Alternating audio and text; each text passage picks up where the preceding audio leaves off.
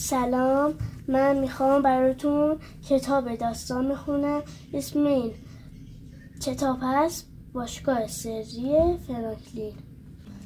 فرانکلین میتواند با انگشتانش اعداد را بشمارد و بند کفشش را به خودش ببنده. او از بازی‌های گروهی خوشش می‌آید و از بازی‌ها شرکت می‌کند. در گروه‌های سرود، هنری و کارهای دستی مدرسه عضو است. از عضو بودن در گروه‌ها لذت می‌برد. برای همین تصمیم گرفت تا باشگاه خودش را درست کند. روزی فرانکلین یک مخفیگاه نزدیک خانه‌اش پیدا کرد. آنجا برای باشگاه جای خوبی بود. فرانکلین به خریس گفت ما می‌توانیم یک کلمه رمزگو و یک دست خطی سری داشته باشیم. خریس با امیدواری پرسید و غذاهای سری. فرانکلین خندید و گفت با مواد سری. مخفیگاه خیلی دنج و راحت بود، ولی برای یک باشگاه بزرگ خیلی کوچک بود. فرانکلین گفت فهمیدم حلزون و خرگوش می‌توانند به ما کمک کنند. بیا از آنها بخواهیم به ما بپیوندند. حلزون و خرگوش، فرانکلین و خریس همه با هم محل باشگاه را تمیز و مرتب کردند و نام آن را باشگاه سری گذاشتند. اعضای باشگاه هر روز بعد از مدرسه همدیگر را می‌بینند و کیک می‌خورند. با قوطی کنسرو برای خودشان تلفن درست کرده بودند. با ماکارونی لوله مچبندهایی ساختند و آنها را به یکدیگر دادند. حلزون آن را دور گردنش انداخت. فرانکلین و دیگر بچه‌های باشگاه با این کارهای سری سرشان خیلی گرم بود و دوستان دیگرشان را فراموش کرده بودند. در مدرسه همه با فرانکلین به مهربانی رفتار می‌کردند، مخصوصا سگ آبی. او 3 روز پشت سر هم در اتوبوس مدرسه برای فرانکلین جا نگه می‌داشت. بهترین قسمت ناهارش را به فرانکلین می‌داد. حتی وسایل ساختار کارهای دستی او را مرتب می‌کرد. ولی فرانکلین می‌گفت سگ آبی متشکرم. سگ آبی به فرانکلین گفت حالا دیگر می‌توانم به باشگاه شما بیایم؟ فرانکلین تعجب کرد. او نمی‌دانست که دیگران دوست دارند به باشگاه آنها بیایند. فرانکلین گفت متاسفم سگ آبی، باشگاه ما برای کس دیگری جا ندارد. سگ آبی زیر لب گفت ولی این دلیل خوبی نیست. کار خوبی نکردی. من باشگاهی برای خودم درست می‌کنم و با عصبانیت دور شد. فرانکلین گفت ولی بعد از مدرسه اعضای باشگاه فرانکلین دنبال گنج گشتند. فرانکلین هیچ چیزی پیدا نکرد. او از سر اینکه سگ آبی عصبانی شده بود ناراحت بود. به حلزون خرگوش گفت من به سگ آبی گفتم جا نداریم. آنها با ناراحتی سرشان را تکان دادند.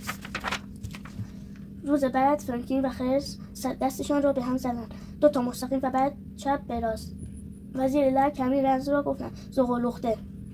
خریس دستانش را باز کرد، بعد به هم زد، انگشتش را تکان داد، دماغش را چین داد و گفت فیزل فازل دیدل دادل دین دون پوپ. فرانکلین گفت این کارها یعنی چه؟ خریس گفت روبا به من گفت که این حرکت دست و کلمه رمزگو مربوط به باشگاه مدرسه سگ آبی باشد. فرانکلین گفت اوه. اعضای باشگاه سری با بازی‌های مختلف سرگرم بودند. فرانکلین خیلی خوشحال بود، ولی شنیده بود که اعضای باشگاه سگ آبی کارهای جالب‌تری می‌کنند. حلزون گفت امروز اعضای باشگاه مجاجون زمین را می‌کندند تا استخوان‌های یک دایناسور را پیدا کنند. خریس آهی کشید کارهای باشگاه مجاجون هیجان بیشتری دارد. فرانکلین گفت همینطور است. فرانکلین سعی کرد تا کارهای سری هیجان‌انگیزتری پیدا کند. اعضای باشگاه سری یاد گرفتند که با آبلیمو نامه‌های نامه بنویسند تا کسی نتواند آن را بخواند و یک روز آنها یک کد سری برای خود درست کردند. ولی هر روز آنها یک جور می‌گذشت و هیجان زیادی نداشت. ولی باشگاه مجاجون نقشه این سفر به ما را می‌کشید. فرانکلین و اعضای باشگاه سریش به محل باشگاه مجاجون سگ آبی رفتند. باشگاه آنها یک کلبه درختی بود. یک لاستیک از درخت آویزان بود. روی تابلوی نوشته بودند ورود فقط برای اوضاع. فرانکلین خیلی دوست داشت به باشگاه مجاجون ملحق شود. با ناراحتی گفت حالا میفهمم که سگ آبی از چه رسم شده. او احساس می‌کرد که ما او را دوست نداریم.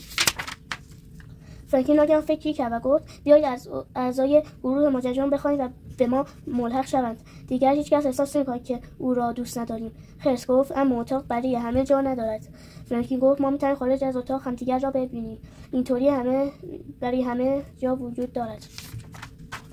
فرانکلین از سگ آبی خواست تا به دیدن او بیاید. فرانکلین گفت معذرت می‌خواهم که تو را در بازی خودمان شکست ندادم. سگ آبی معذرت فرانکلین را پذیرفت و گفت من هم از این که تو را در بازی خودمان شکست ندادم متاسفم. فرانکلین گفت باشگاه مجاجون یک باشگاه خوب است. باشگاه سری هم خوب است. اما اگر ما با هم دیگر باشیم می‌توانیم بهترین باشگاه را داشته باشیم. سگ آبی قبول کرد و 2 باشگاه با هم یکی شدند. همه اجازه شدند. اعضای باشگاه سگ آبی می‌خواستند کارهای سری آنها را یاد بگیرند و اعضای باشگاه سری فرانکی می‌خواستند چیزهای تازه کشف کنند. این باشگاه جدید باشگاه سری مترجم نامیده شد. کمه عبور، فیزل، فازل، دیدل، داده، دینگ دونگ، زغالخته پوپ شد. وقتی همه به هم سلام می‌کردند، دست‌هایشان را به هم می‌زدند. 2 تا مستقیم و بعد چپ به راست. انگشت‌هایشان را تکان می‌دادند و دماغشان را چین می‌دادند. سگ آبی تابلوی برای مرکز فرماندهی باشگاهشان درست کرد. روی آن نوشته شده بود باشگاه سری ماجراجویان.